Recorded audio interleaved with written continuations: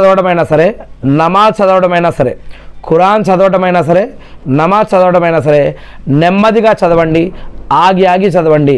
నెమ్మదిగా చదవండి, ఆగి ఆగి చదవండి. మనం చదివేది మనకు అర్థం కావాలి, దాని యొక్క విలువ అనేది మనకు తెలియాలి.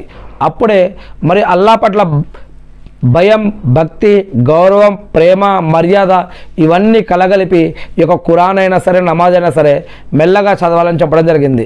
మరి ఈ రోజుల్లో మనం నమాజ్ స్పీడ్గా చేస్తున్నామా లేదా మెల్లగా చేస్తున్నామా ఒకసారి ఆలోచించుకోవాలి. ఇమాము కొంచెం లేటుగా చదివితే చాలు.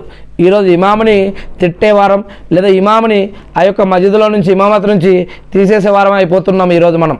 కానీ ఒక ఇమామికి ఉన్న విలువ, ఒక మోదనికి ఉన్న విలువ, ఒక సదరికి ఉన్నటువంటి విలువ, ఒక నాయకుడికి ఉన్నటువంటి విలువ తెలిస్తే ఇమాముల యొక్క దువా, మోదన్ల యొక్క దువా, నాయకుల యొక్క దువా, సదరుల యొక్క దువాకి ఉన్నటువంటి విలువ కనుక తెలిస్తే వారిని పల్లెత్తు మాట అనడానికి కూడా భయపడతారు.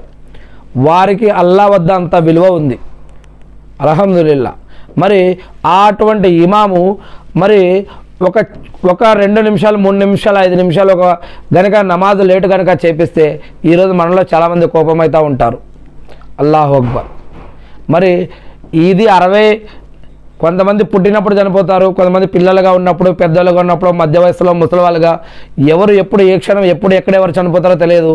మనం ఎన్ని సంవత్సరాలు జీవిస్తామో కూడా తెలియదు.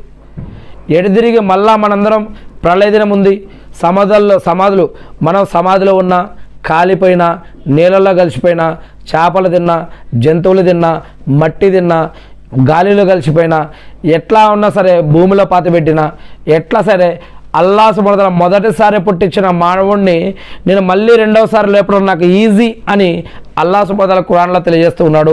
మళ్ళా మనందరినీ ఇస్రాఫీల్ అనే దైవదూత శంఖం ఊదినప్పుడు అలా 3 సార్లు శంఖం ఊదిన తర్వాత మిగిలి ఉన్న మానవులంతా మరణించడం, మొదటి మానవుడి నుంచి మళ్ళీ ఇప్పటి వరకు ఉన్న వాళ్ళందరూ కూడా మళ్ళీ లేవటం, మళ్ళీ అందరూ హషర్ అనే మైదానంలో అందరూ చేరటం, దాని తర్వాత రెండు వర్గాలుగా ఏర్పరచడం, మరియు ఆ రోజు జరిగే సంఘటనలు, ప్రళయ సంఘటనల గురించి మరియు ఖురాన్లో అల్లాహ్ సుబ్హానహు వ తఆలా తెలియజేయడం జరిగింది.